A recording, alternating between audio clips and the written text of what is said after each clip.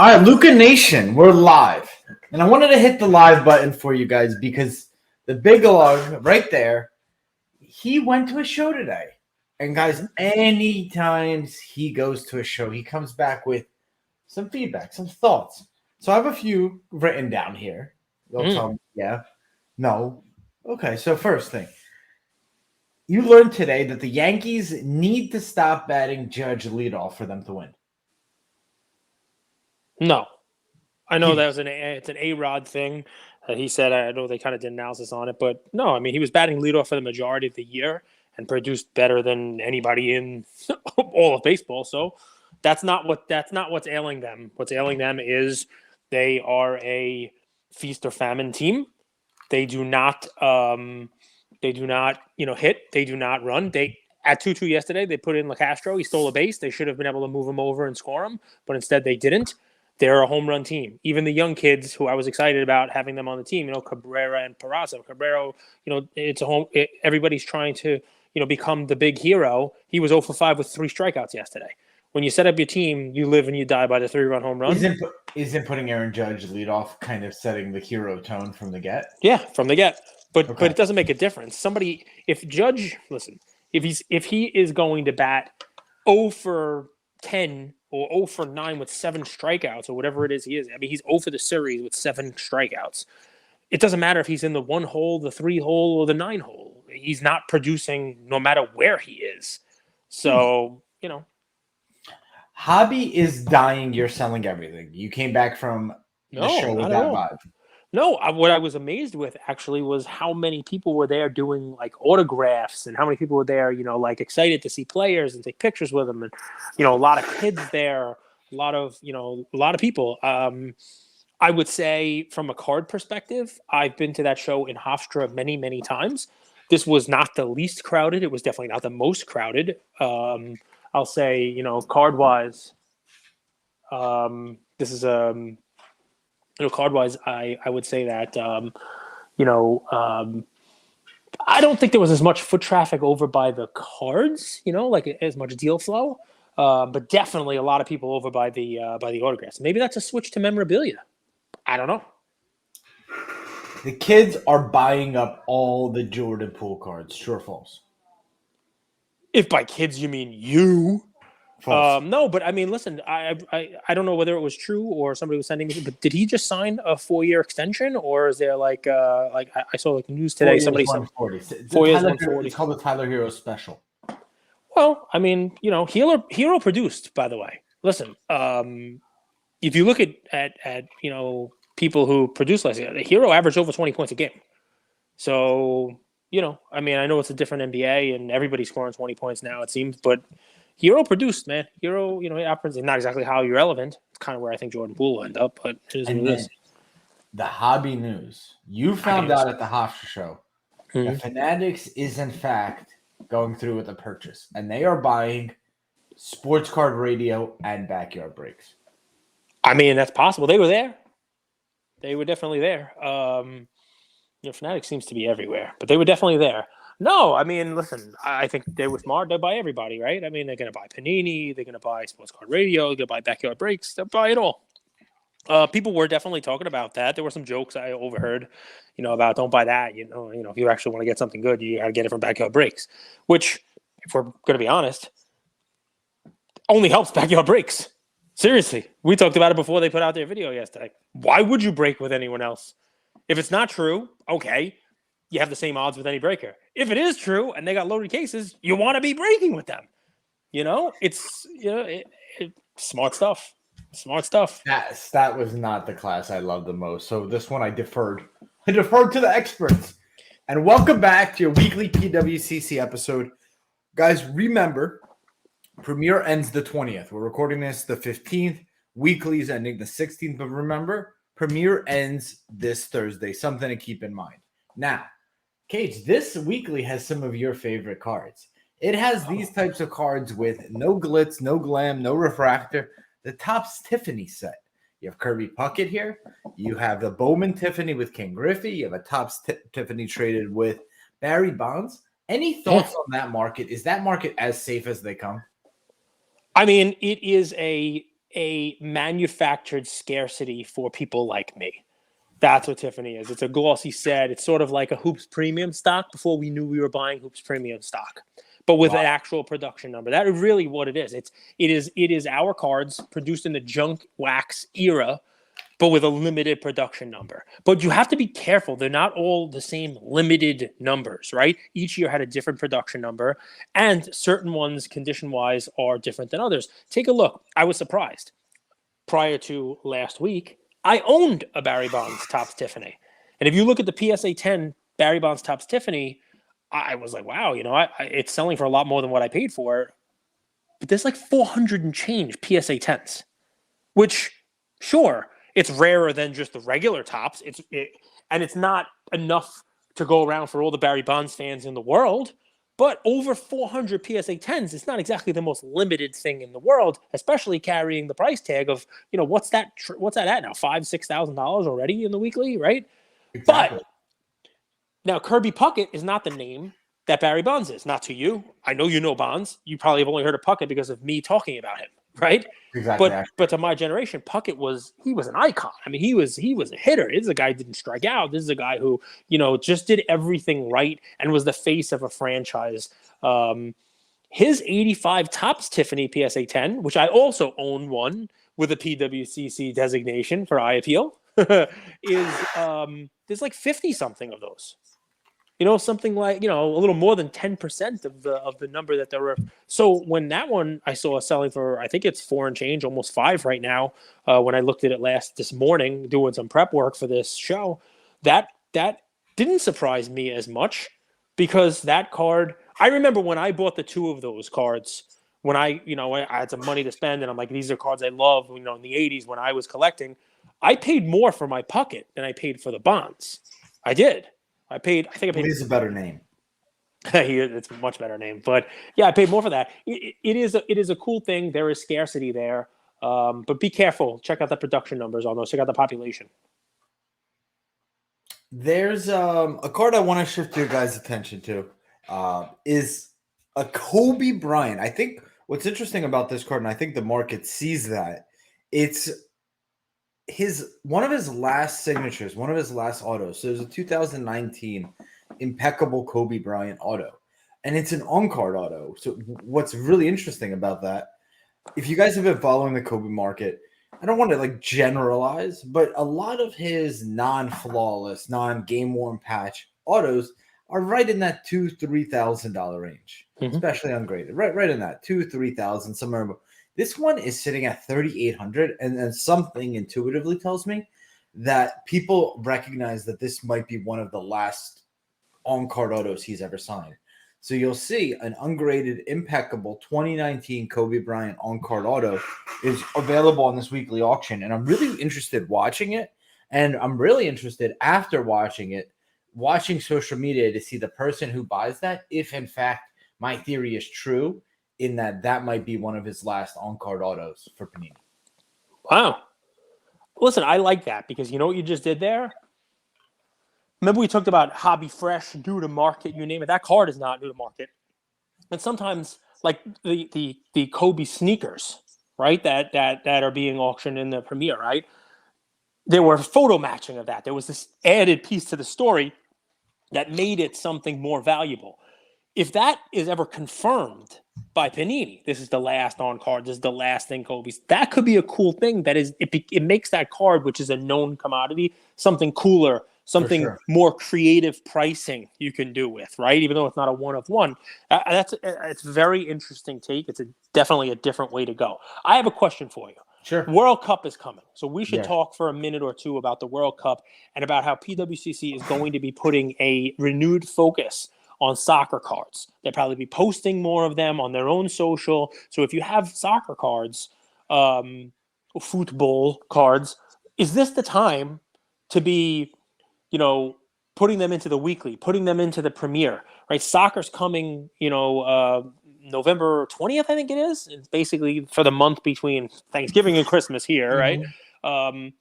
Is that November and December premiere, those weekly auctions while that stuff is going on, the couple weeks before, is that a time to get your soccer cards out there and sell them? I mean, And then the second part of the question is, besides Haaland, who's going to have a good World Cup?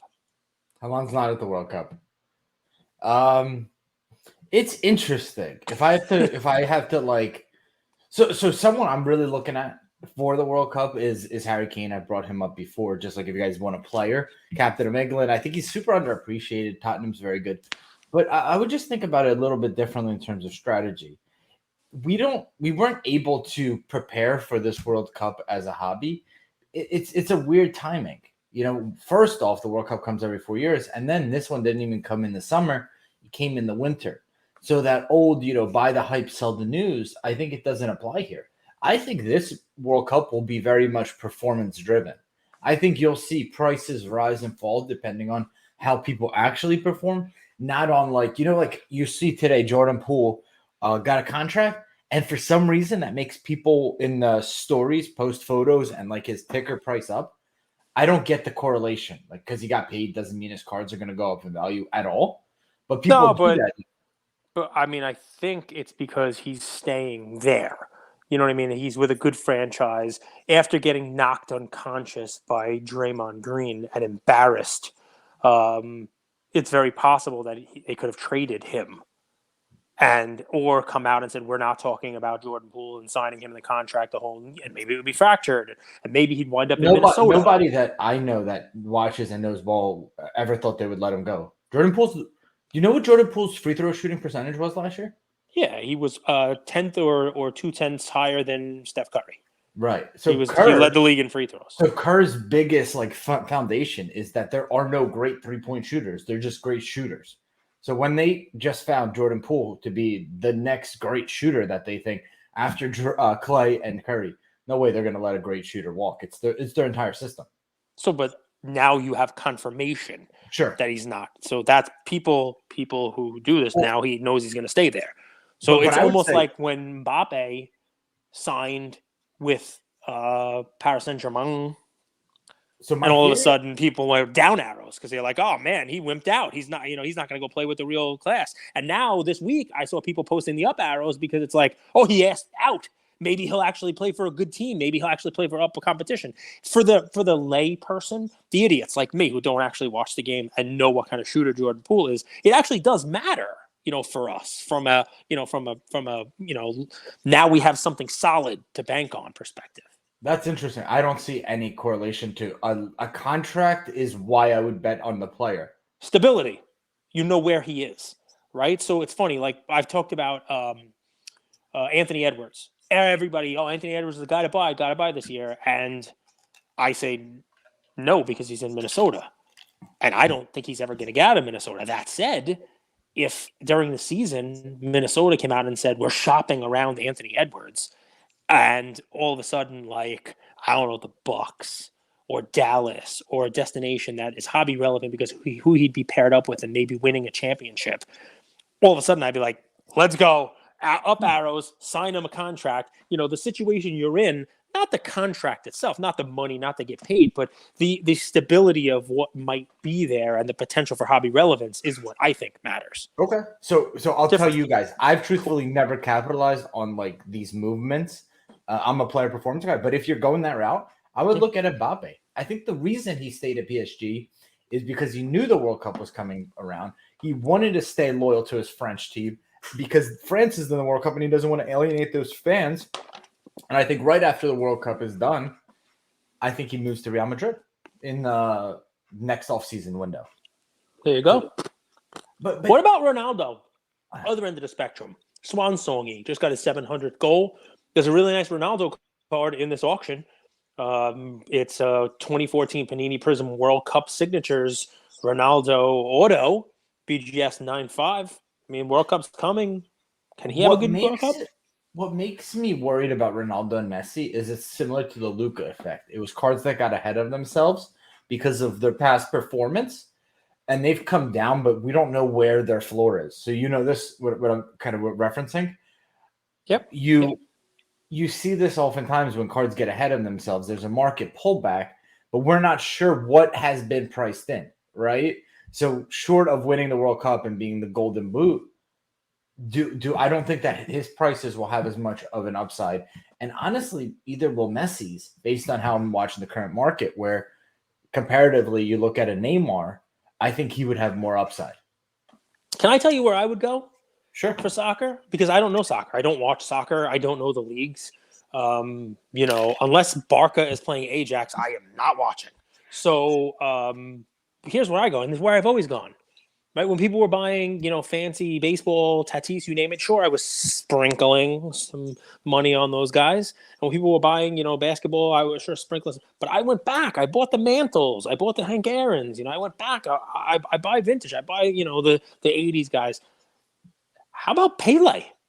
And in this auction, a really cool one, 1959 Einerle soccer Pele rookie. I mean, there's a million Peles. That was part of the problem I had with Pele, right? You don't know which one is the one to actually go for, just like Muhammad Ali. But it's autographed. Okay. It's an on card. What is you it don't. called? There's not.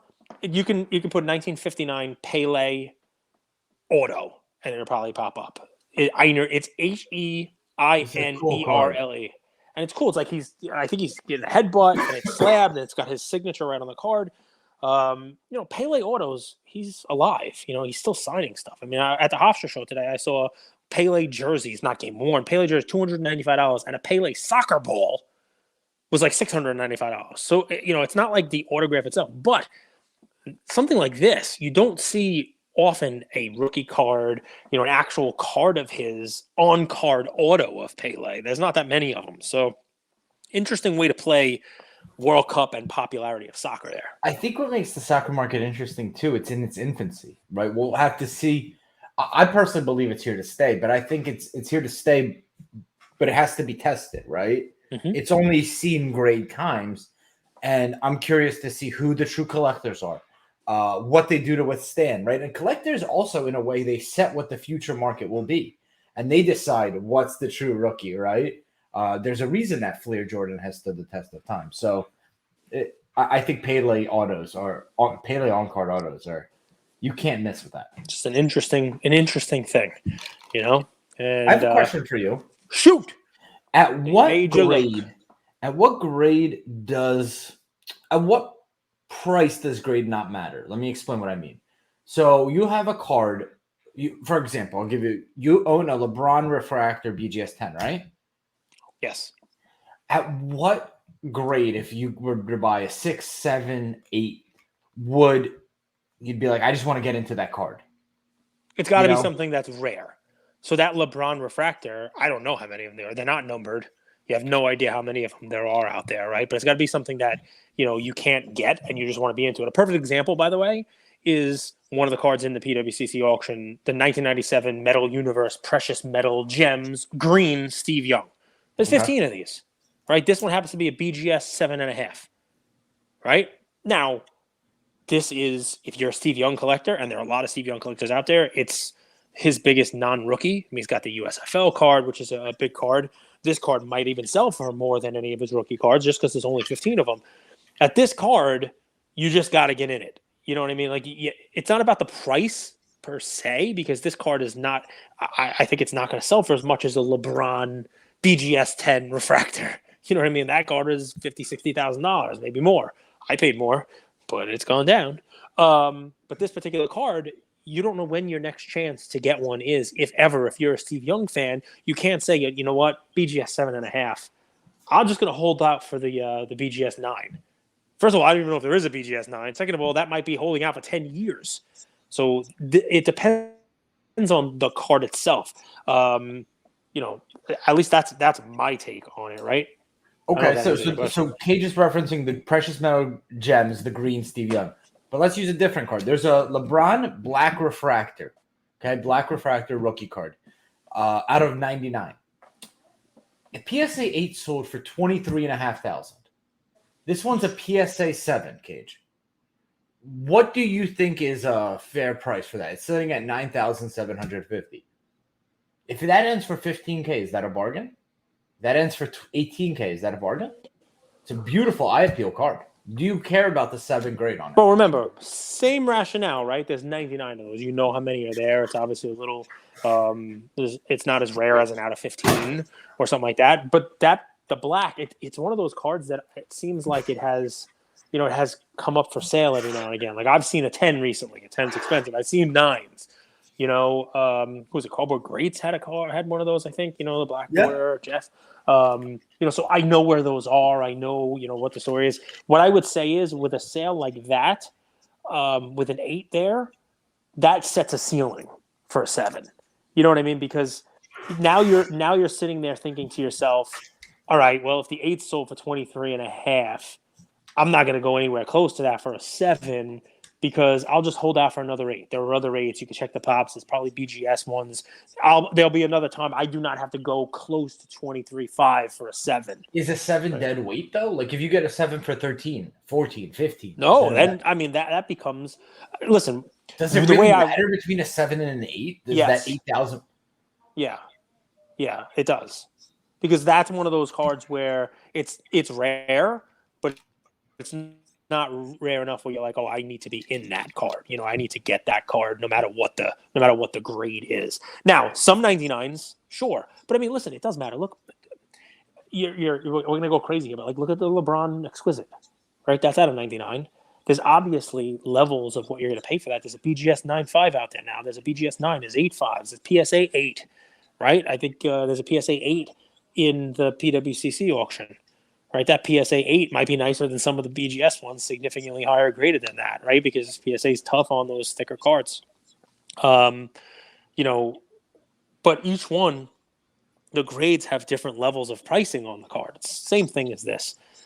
And even the PMG green, what I would say is that Steve Young, the reason why you just want to get in and it doesn't matter the grade is because I don't know when the last time I saw one was, right? But if you had 2 next to each other, and one was a 7.5 and one was an 8, the 8's probably going to sell for more, probably, unless there's, different eye appeal or some other reason for it. So I like the topic, man.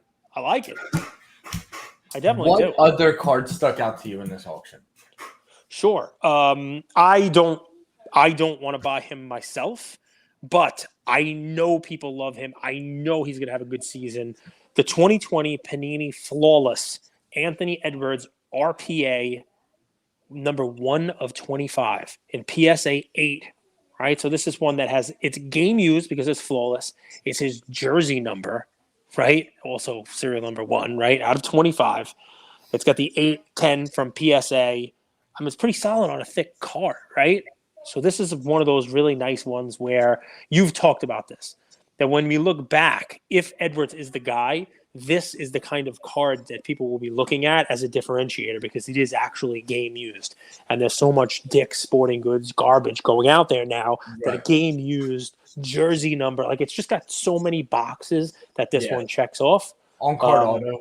On card. You take a look at it now, you see it? It's a nice card. It's a really nice card. Something I wanted to preach caution to you guys. So here's the card that Cage is talking about. I'll just bring up this card for half a second. Be really careful with these low pop cards. Like for this Mojo, for example, is out of 25, pop 2 in a PSA 10. But what most of you guys might have seen is there's also what's White Sparkle version. That's a 1 of 1 of this card. Basically the exact same card. So there's all these different. I thought that was a White Sparkle from this view here. Sure. I was like, oh, it's a White Sparkle. No, it's not. It's Mojo. So that card. That's a nice card. Mm-hmm. That's a really nice card.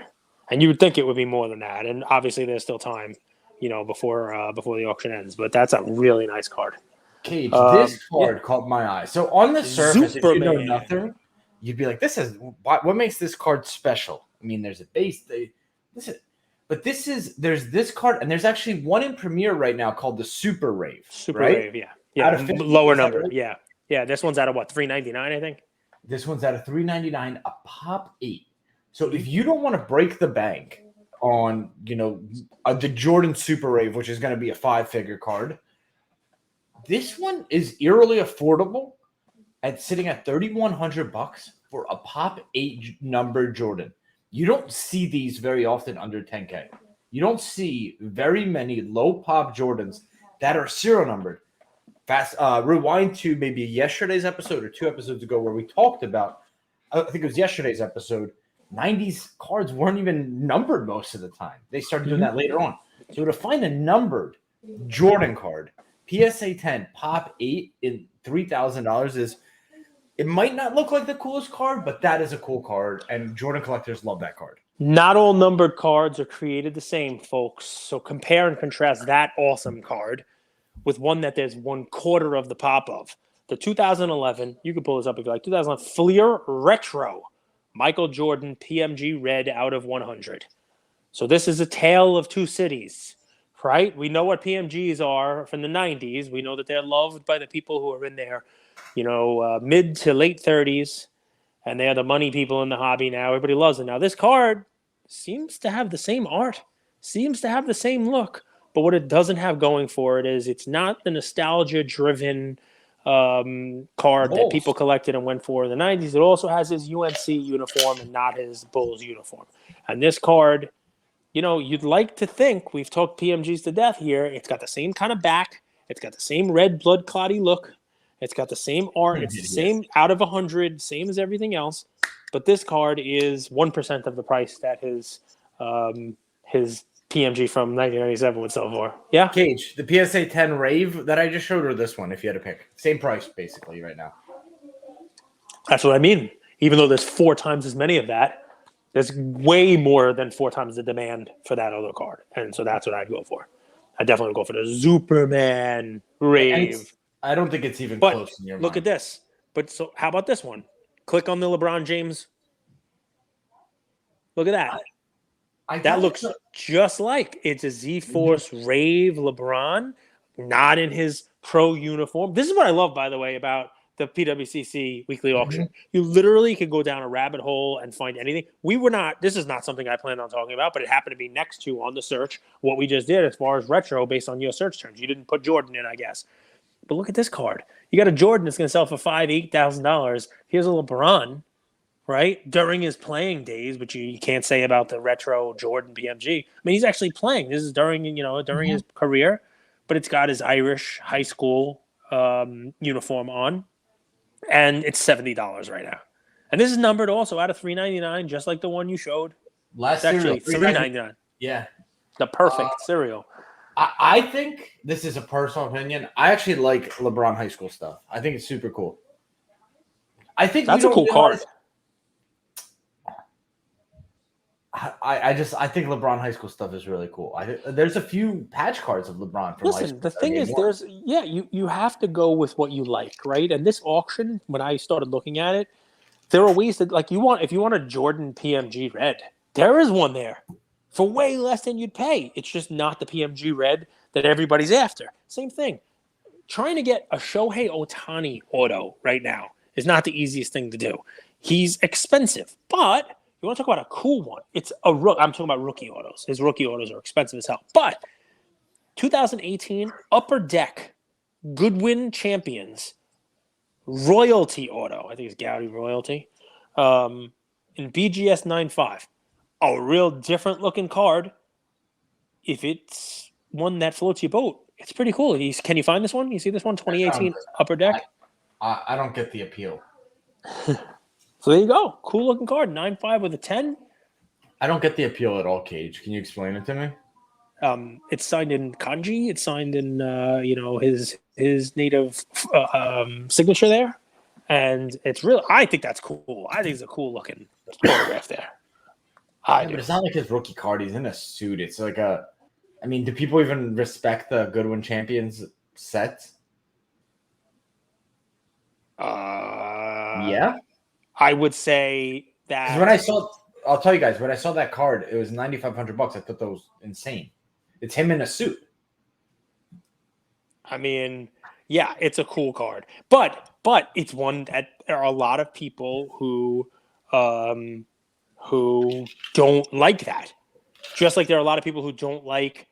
So think about it, right? What makes that card cool would be my first. We were saying Metro. We were saying the retro cards. I think Metro.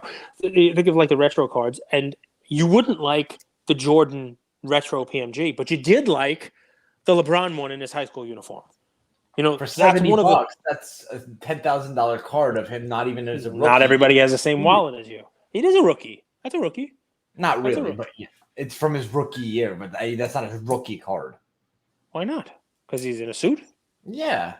Okay, well then tell me. Let's go to the next one. Not just this because is the he's in the suit. easiest way to do It it. doesn't Tell have me a rookie the stamp. 1998. If he was holding his jersey up, would that make it a rookie? I So knew you were going to go there. I 1998, said not just because of that. Topps certified gold Peyton Manning rookie auto. I like that card. I love top certified on card autos from the 90s. But what? But why? He's holding his jersey in the card. He's not like playing. He's not. Slow down. Not That's wearing. obviously his rookie card. How? And no one can see it on YouTube but you. Let me show you. That's obviously his rookie card. It's a cool card, by the way. Yeah, there was a 99 one last week. Look at that. I mean, he's in a suit. How dare I call that a rookie card? He's wearing a suit. He's got a suit on the back of the card, too. Oh, my goodness. Forget it. Throw this one in the garbage. Andrew says no. Okay, would you He's want wearing a suit. He can't be a rookie.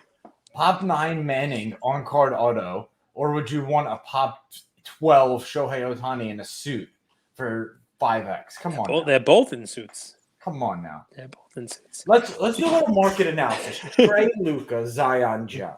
Trey is like the forgotten brother, like he's out of sight, out of eye. He's shockingly cheap compared to those four guys.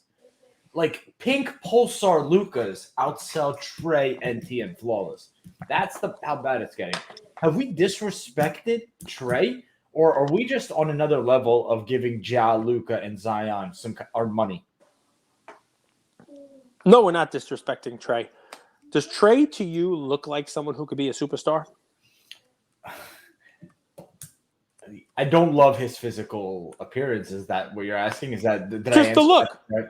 Just no, look. his hair is falling out. Just the look itself, right? As far as like who you're going to go to. Yeah, you're helping. I mean, you're. Listen, there's a lot that goes into where you put your money, right? And investing in Trey. What's funny about it is Trey is awesome. I mean, he's very, very good. But a lot of the Trey success that was out there, a lot of the money. See, that's you. No, that's you. Look behind me. I learned this from you. Monkey see, monkey do. Okay, so Trey is very, very good. He's a very good scorer. He can fill the basket. But I think you could fill a basket if you ask. Yeah, with groceries. So if you ask, yeah, basket. You're a basket case. I don't know why we're talking about baskets. But anyway, if you want to put him in a category, he's a scorer. But what I think Trey's market, because that's what you want to do, you're comparing Ja, Zion, Trey. Trey's market, there are very few Trey fans. Sure, there are some, right? But most of them are because they're bag holders now. But the majority of people who invested in Trey or talked about investing in Trey did it at a time where his cards were going up, and his cards were going up because the market was going up. And his cards were going up. Why? Because people were looking for a ratio. Well, if Luka is worth this much, Trey is 1/3, 1/4. Now he's 1/5. That's got to contract. I mean, remember, we were talking about Trey when he was 1/3 of Luka. And look what he's doing. I mean, do you realize that last year in 2021-22 that Luka and Trey finished 5th and 6th in scoring? They were decimal points away from each other. Decimal points. And I mean, they made exactly the same amount of threes per game. They made 3.1 threes per game. I mean, just amazing stuff. Assists. I mean, Trey had more. Right? He did 9.7 to 8.7. Of course, Luka had him in rebounds. But wow, why are they 1/4 of the way away from each other? Because Trey's market was propped up by people who were looking for a Luka alternative at a bargain. It's not filled with people who were buying Trey because they thought Trey was great. It was not filled with people who were buying Trey because Trey has the potential to be a generational superstar. No, he doesn't. He has a potential to be who's the number 7 scorer in the league, who scored a fraction below him, Demar Derozan. Not a lot of Demar Derozan people out there, right? Offense, mid-range, got the jumper, pretty awesome. There's my comparison. And after a while, after 18, 19, 20, 21, after watching Trey score, people said, all right, we know what Trey is. And Trey's never going to be Luka. And we're not going to pay 1/3, 1/4, or even 1/5 of what we pay for Luka for Trey. Because Luka has a chance to be that next thing. They have not yet gotten there with Ja or with Zion. Zion, mostly because he hasn't been on the court, but he looks the part of somebody who could be a dominant force in the league for quite some time. And Ja did nothing last year to dissuade people from thinking that he is the guy who people are going to make posters of and put on their walls for the next 10 years. Trey, he did a Crudes advertisement. Were you a poster guy? I remember I used to put like my favorite athletes on the walls. 100%. I got one more card before that. Do you have any others you want to, Yes, I'm sorry, Lamim, for my Trey hatred there and blasphemy. I apologize, but that is what I think of Trey. Right? Trey is DeMar DeRozan. Trey is Kyrie Irving. Trey is. I mean, if you're just looking at the numbers, Ja was 9th in the league in scoring. Those guys I just mentioned, Kyrie, DeRozan, Trey, Luka, they were all ahead of Ja. But Ja has that. He's got something else. Well, the team I think what scared me on Trey was you saw the best you were ever going to see from his team. And the prices did nothing. Yeah, agreed. All right, one more card I want to show your guys' attention to, and I'm actually surprised that this card isn't lower pop, but this is to me, this is the definition of what a collector card is. So there's a 2005 SB Game Used Authentic Fabrics LeBron Patch Auto. On-card auto with a game-worn patch, number 2/100. Mm-hmm. What surprises me is you would think that this is a little bit lower pop. You'd have to go to like the Beckett registry. I don't know how to use it that well. But this is sitting at $5,000. Game-worn jersey, LeBron on the Cavs, vertical, numbered out of 100, high grade 9.5, on-card auto, sitting at $5,000. For the people out there, and I do think we speak to a group of collectors. It's on card? On card. Wow. All right. I don't know where that finish is. I think I have a hunch it's not his rookie card, 2005. Not a significant year by any means. For LeBron, maybe $12,000 card. I don't know where it goes. It's sitting at $5,700 now. But just to get into that, when you see some of his RPAs and all that in the millions, this is a card that if you have a 10-year outlook, might be a pretty cool card to get into. Agreed. Nice card. That's it? You got anything else for us? I had fun at the show today. I got, listen, I could talk for 20 minutes about cards in this auction. There's a really nice 51 Bowman, Willie Mays, true rookie, and PSA 5. Nice card. Obviously not for everybody. It's a 5-figure card. That's a really, really nice card. There's so many cool items in a weekly, that are close to being, premier worthy items. You know what I mean? That, you sit there and you're like, wow, look at these cards. I got to tell you, one of my favorite things to do with this is I pull up the weekly and I leave the top scroll up. Right. And it's part of what I like about going to a card show. Like I'll look in a case and be like, I've never seen that before. Oh, that's pretty cool. There are cards that scroll by that literally you've never seen. Also, if you're a Pokemon collector, there are several premier-worthy cards in this week's. There's an 02 Pokemon Japanese Mysterious Mountains First Hollow Crystal Charizard. It's already at $29,500. I don't remember the last time I saw one of these for sale. If you're more of the English version, the Blastoise that everybody knows from the main set, the one, the Charizard's the big one. Before this crazy run-up where everybody was talking about Charizard going to be $1 million card, all the talking heads talking about Charizard, the Blastoise and the Charizard, they did not have as wide of a gap in pricing. There's a Blastoise PSA 10, real nice one with a new PSA flip on it. It's already at $25,500 plus buyer's premium. That's a card that, that has sold $40,000, $50,000, maybe even more when the Charizard was running. If you're a fan of Michael Jordan and don't want to pay PSA 10 prices for his rookies or PSA for his stars, there is a BGS 9.5 Jordan sitting at $25,500, which is pretty low comparatively.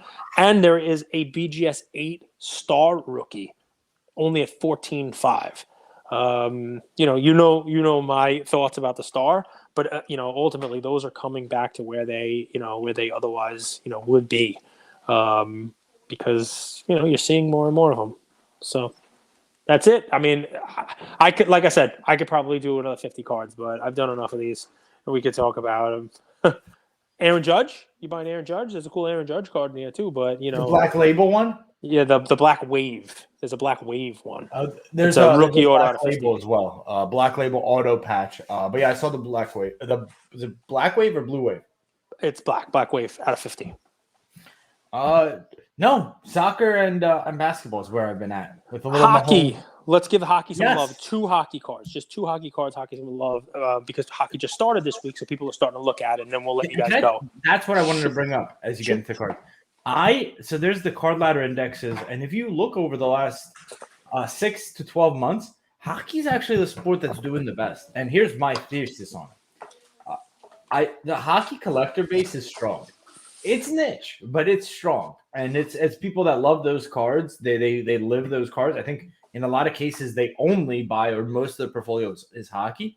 So as much as I don't know enough about it, I could respect game. I could respect other communities and be like, that's a collector base. That's a strong community. 2 cards for those guys. One Right. is like my deal. So one is 05 SP Authentic Alexander Ovechkin rookie auto out of $9.99 BGS 9.5. It's only $6,750 right now. Obviously, we do these. There's still time left in the auction. Who knows what it's going to end at? But that card is bordering on iconic for hockey cards.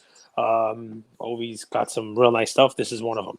And my favorite one for hockey in this one, yes, it is a Gretzky. It is the 79 Tops, not O-Pee-Chee. But here's why I like this one. We know what the 79 Tops PSA 10 has sold for. We know what the 9 sells for. It's not exactly as high as the O-Pee-Chee one. But what you have here is a PSA 8. It is nicer than several 9s out there. It's got the PWCC E eye appeal rating, top 15%.